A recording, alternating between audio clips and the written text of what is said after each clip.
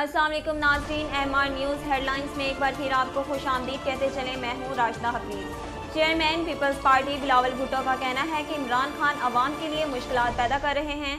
मुल्क में गैस की किल्लत पर इजहार तशवीश करते हुए उनका कहना था गैस ना होने से अवाम के घरों के चूल्हे ठंडे हो गए हैं, जबकि बुजुर्ग गैस बहरान हल करने के बजाय मुनाजरों के चैलेंज में मसरूफ़ हैं। बिलावल भुट्टो ने कहा कि गैस में दीगर मसाइल से निजात का हल PTI हुकूमत का खात्मा है।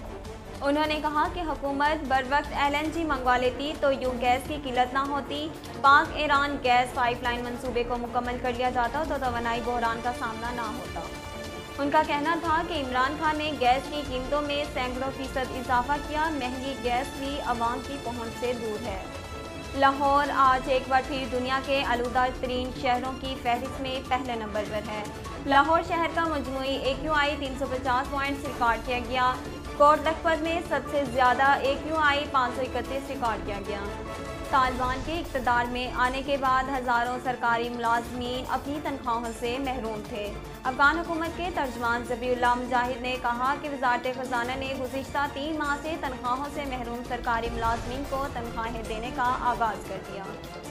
नाज़रीन, अब तक के लिए इतना ही। मज़ीद खबरों और तफसीलात के लिए हमारे YouTube चैनल को सब्सक्राइब कीजिए और हमारे Facebook पेज को फॉलो कीजिए। इसके साथ ही अपनी मेज़बान राशिदा हफीज़ को दीजिए इजाज़त। अल्लाह ने के बाद।